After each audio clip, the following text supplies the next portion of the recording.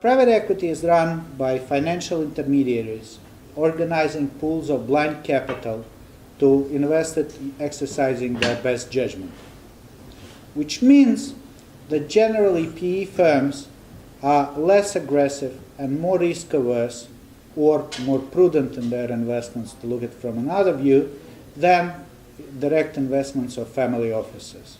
If we look at the way that the Russian capital was developing, that most of the initial ones were spreading out either from the local large financial institutions, like Troika Dialogue was the breeding ground for the Troika Capital Partners, Alpha became a ground for Alpha Associates, etc., or there were dedicated arms of large global firms like TPG or Partners Group, which were entering the market, which started to appear.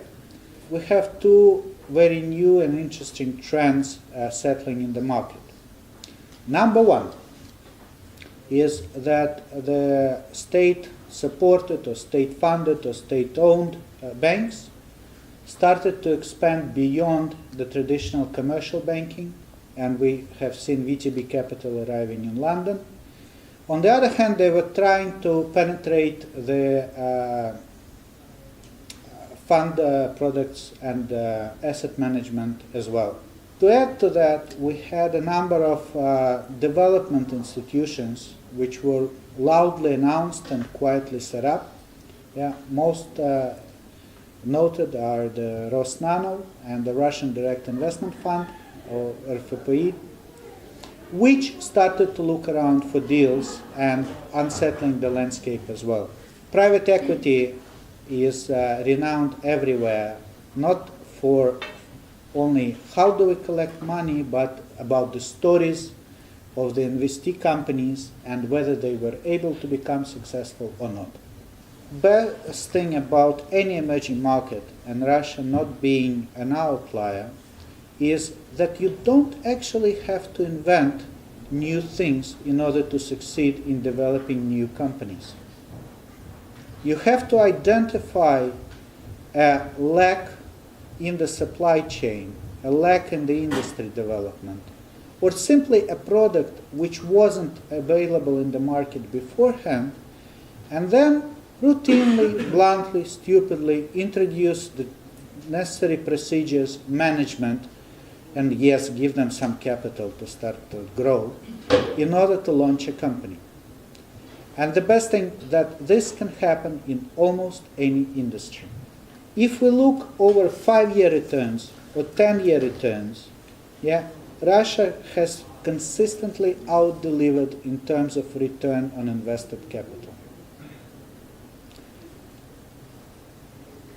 The slide was developed beginning of this year, so I don't know how much the risk premium still stands, but at the numbers which were there, actually for those returns you were paying maybe 2.5% more in terms of risk. So if you get a 5 to 7% better return against the peers, against taking on board 2% more risk, that looks like an excellent deal by any measure.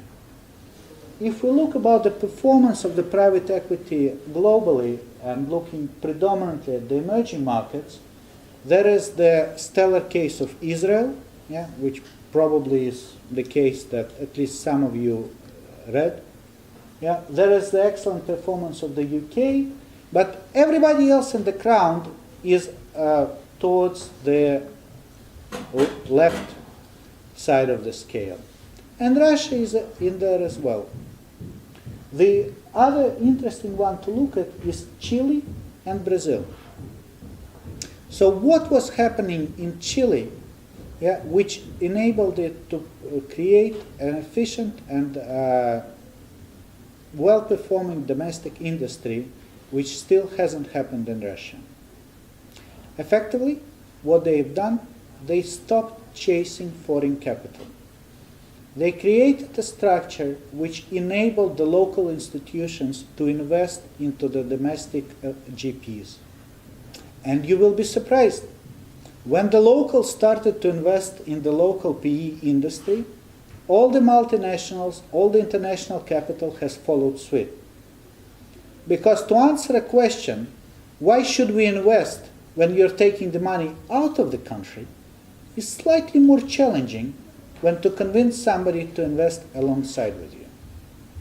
And this is why we're saying that the efforts which are being taken by Rosnano and a few of the other industry initiatives, including ours, NIMA, to promote the asset class predominantly for the domestic investors is a prerequisite for it to succeed.